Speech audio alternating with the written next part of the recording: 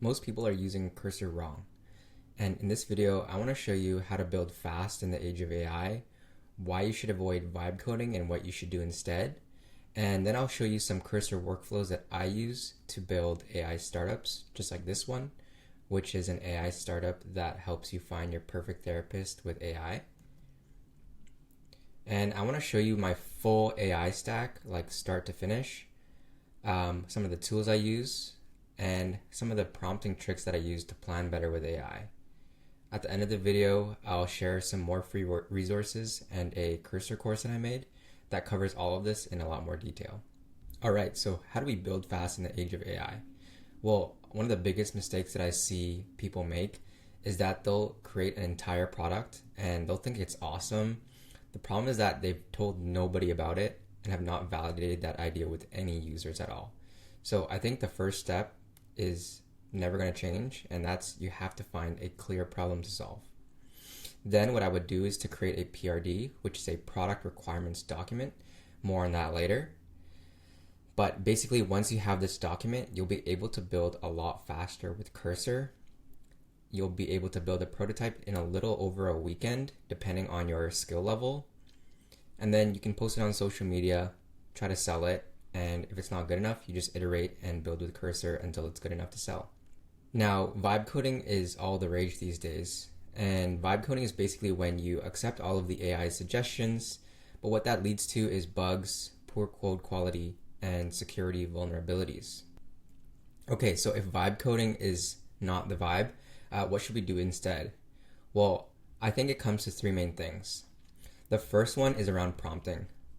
So I think that prompting is obviously kind of a meme at this point to be a prompt engineer, but I think it's still really important, and I think that this just comes mostly with using these tools over time.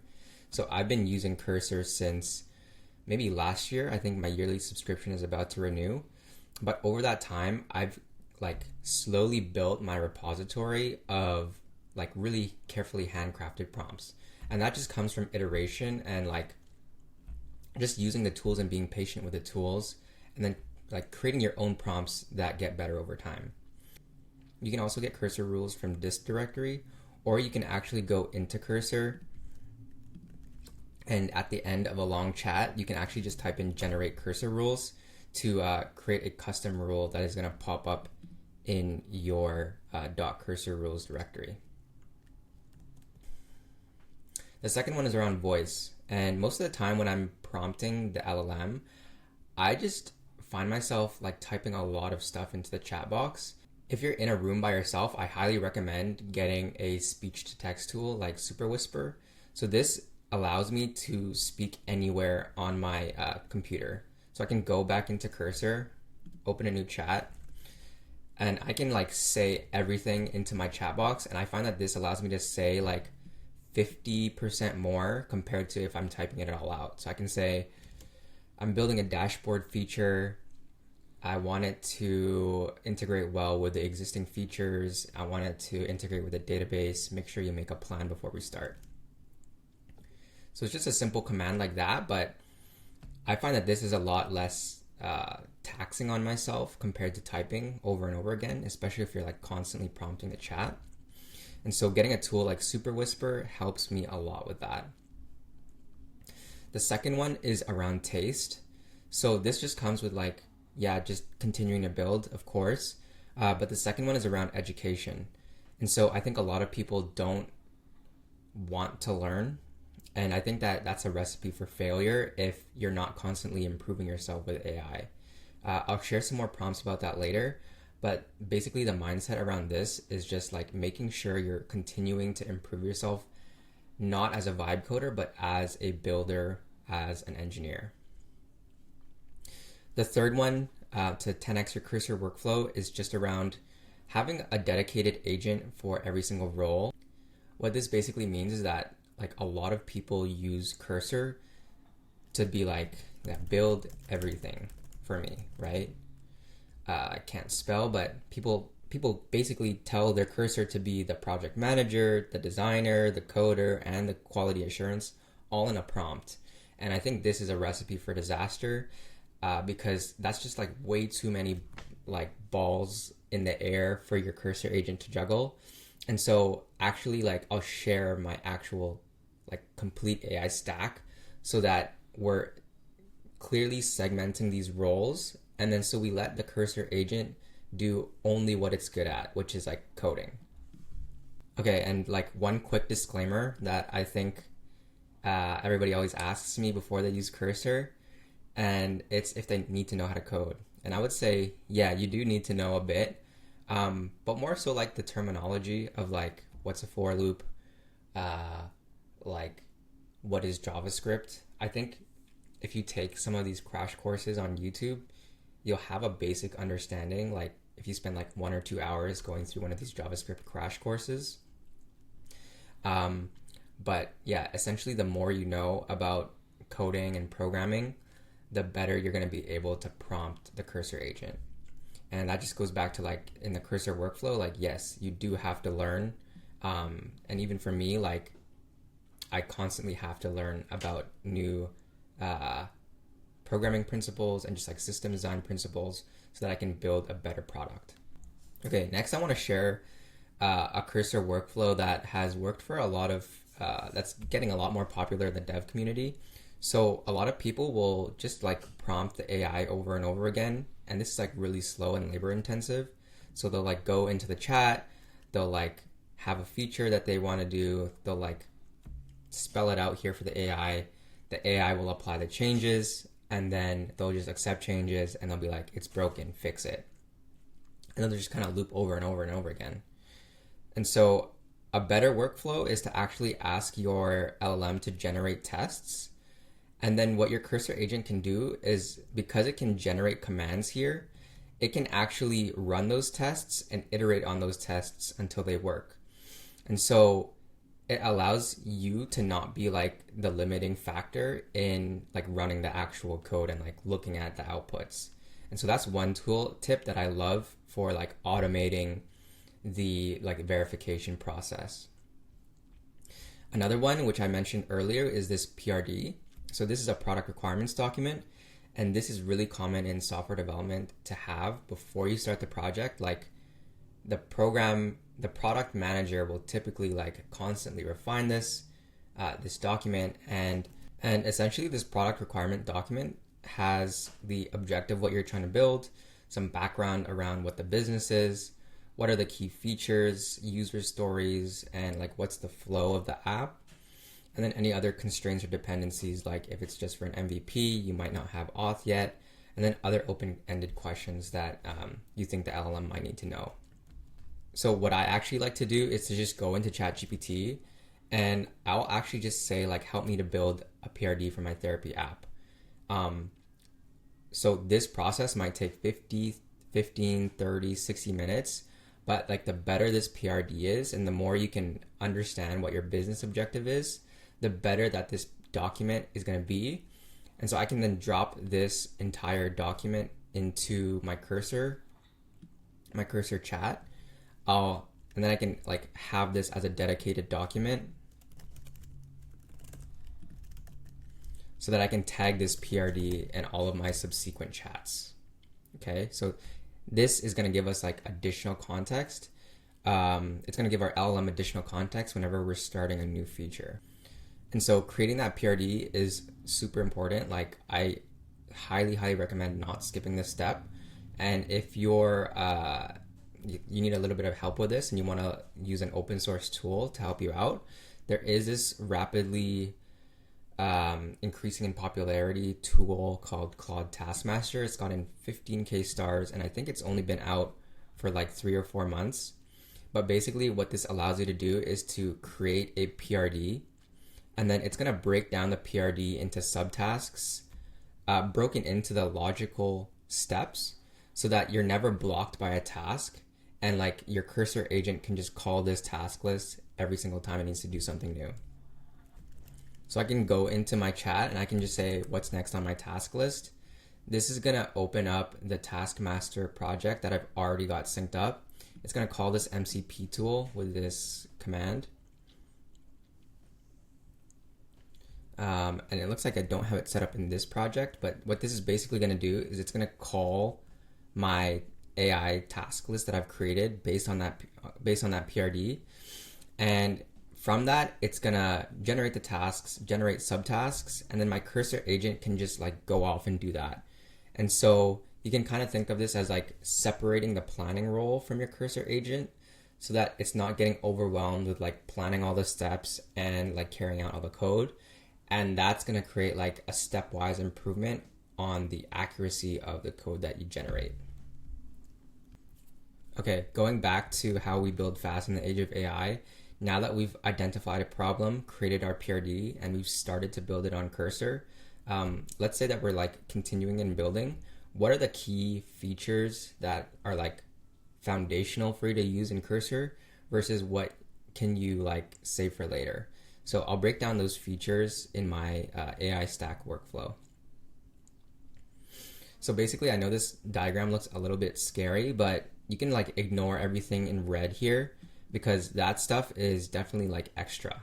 Okay, I'm just gonna break down like the basic tips for what you need to have to be using in Cursor to like have a pretty smooth project development. And then these tips in the red are like things you can save for later.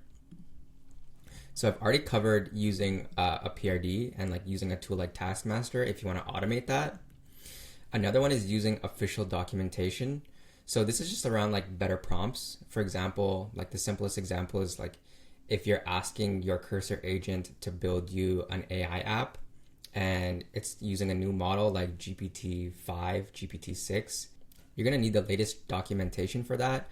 And so you can actually go into OpenAI, and I love their documentation because you can just actually copy this entire page, and I can like switch it to Python, JavaScript. It's going to update all of the code snippets. I can copy this page. I can go back to Cursor, and I can actually drop that as a document here. So I'm just going to say OpenAI text gen.md. So I can paste it in here. Another option is to just use this docs feature and like manually add the doc from the web link. But I actually prefer to like do it this way because then I can actually see what's inside the document for myself and like have that like granular reference. Whereas when you tag a doc like this, I can't really see what's inside it. And so like that's just my like personal preference. They also have like a bunch of other like official docs from Amazon, Angular, React. And so I like to get like a little bit more granular on this because I don't like importing the whole library. Like that's a lot of context. Like usually I'm doing something that's a lot more focused, like implementing text generation into my app. Okay, the third basic tip is if you're creating a full stack app is to create a mono repo for easy context access. What that basically means is mono repo just means you have one repo for your front end, back end, and potentially a database. So for easy context access, that just means that my Cursor agent, every time it needs to look something up, it can just look in the folders for my front end and my back end. My back end is like Supabase. And so I have functions. This is my back end serverless functions. And my database is actually all defined in these SQL migrations. And so by having this really simple folder structure, I can just like plan a new feature and say like, oh, check my migrations folder, and check that folder every time you want to make a new database change. And like this is going to have my entire database schema inside of it.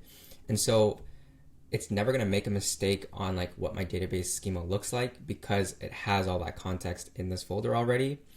And because my database schema relates to how my edge function might call the database, and that relates to how my front end might call my back end, by having all of this in like one place, it's really easy for the AI or like the LLM to look up what the actual, like how the integrations there will work. The fourth one is around creating custom cursor rules. And so I have something called edge functions, and these are just serverless functions. If you've ever heard of AWS I forget what they're called, but like AWS serverless functions. And so each one of these edge functions needs like cores. It has this specific like Deno template. It's using Deno, not Node.js. I like to have like a try catch block. I have this specific like kind of template that I like to follow for these edge functions. And so what I did for that was I created a custom cursor rule so that I'm not like defining in the prompt box down here like use Deno, like ignore this error, use a try catch block. I can just go to my edge functions workflow and I can tag this entire workflow just by like manually tagging it like edge functions workflow, use this workflow, and it's gonna like I set the rule to manual, so it's not always going to be attached, but if you wanted it to be always attached, you could just click that. But since I'm only doing this at specific times, I can tag this workflow, and I wanted to do this step by step. I also told it to mention each step specifically, so I know that it's following like these instructions specifically. And then I've also like listed out common issues that I've seen it make, like it'll like make directories because it can't find this folder. So I've told it like never create the folder manually. I told it to confirm that the edge function was actually created, and like kind of just like these guardrails so that it's not going like 10 messages deep and then figuring out there's an error. Like there's always this constant verification through this workflow that I've adapted over time. The fifth one is just using GitHub so that every time your app is stable, you can push your changes and then have a stable working version. And this is like, I think GitHub scares a lot of people, but like if you take like a 15-minute crash course on YouTube, it's pretty simple to understand how GitHub works. You're just basically pushing changes to the cloud so that you always have a version that you can roll back to in case your cursor agent just made a bunch of nonsense. All right, and so I think if you just implement these basic tips, you can build an app over the course of a weekend. But what happens after the launch, and how can you build even faster? So that's where these advanced tips in the red come up. So full disclaimer, these tips in the red are definitely beta features, which means that like Cursor is already like a pretty new product, so it has its quirks. But these products in the red are even more in beta. They're like beta. I don't know what's worse than beta, but they're very like extremely new. But if you're able to like work with them in the right way, I think that they can really speed up your development. Okay, the first one that I've already mentioned is Taskmaster. And so this you can set up in your repo just with a couple of commands like taskmaster init, parse brd. I can share with you guys how to do that in another video if you're interested. But after you've set this up in your project, you'll have a PRD, you'll have a task list and subtasks. And so the cursor agent will always be able to like pull up what's the latest task. So it'll be like, what's next? And then it'll pull up the subtask 1.3. This will say like, do this, do that, and then do this. And so it'll just like focus on like executing all three of these things in this checklist, doing that and only that. And so like that solves a big problem with Cursor, which is that it'll just go into like a million files and change things. And so what you'll end up doing is like making one thing and breaking three things, or like it just like loves to go off and do its own thing. And so this is one way that you kind of have like this product manager living in your app that your cursor can like talk to. The second one is a pretty new and experimental feature from the latest Cursor update, and these are called background agents. And so these are like infinitely scalable if you have the money for them. And this is just going to spin up more cursor chats for you to do to create certain features in the background. So to get this, you just go to show background agents.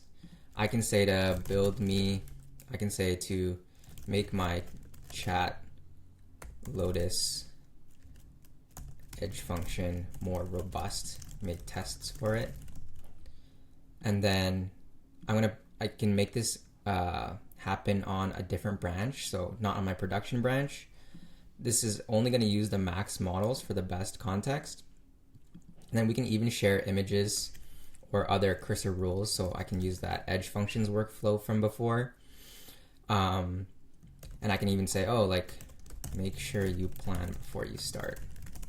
And I have this other like planning workflow that I like to use. And so you can hit start on this. You can reconnect your GitHub if you haven't connected it yet. I'm not going to share with you the exact outputs of this because this does cost a little bit of money, but I do have another tutorial on my channel on how this works. So basically you can spin an infinite amount of these background agents. They're pretty like hard to manage in my opinion, and they aren't perfect. But if you have like a small scoped task, like a small bug that you want to fix, I think this is great for that. Okay, the third advanced tip is using Model Context Protocol. And you can think of this like a layer that allows your cursor agent to talk to more tools. That's all it is. Like, that's like the high level of what you need to know, is that this allows us to give our cursor agent more tools to other services. So if I have a Supabase database, if I have GitHub that I use for version control, now my cursor agent just has to speak in this like language. And it's kind of like the hookup that allows it to talk to the database, talk to GitHub, and it's able to just get better context. So that's all it's able to do. Like, for example, in my database, if it wants to read the latest 10 users' roles, it can do that directly without like me having to create SQL for it. If it wants to look up what another developer did on a feature branch, it can just look up that feature and like get the context of that directly through this GitHub MCP server. And so this is just like an additional way for you to get more context into your cursor chat. The fourth one, which I have made a video for on this channel, is called BugBot. And so this is basically like your QA. And this is like an AI code reviewer. So every time I push a new change to GitHub, my BugBot is going to review those changes, and it's actually gonna like mention if there's any security vulnerabilities, any code quality issues. And if you remember my the diagram from earlier, like that was one of the key issues around vibe coding, is that nobody's actually checking our code to see if it's good. You kind of just like manually like try to get the feature out, and there's so many other edge cases, security vulnerabilities that we just can't like have like complete oversight over. And so this is an easy way, it's an easy tool that you can set up to make sure that you're getting a little bit more quality assurance on the code that you're generating.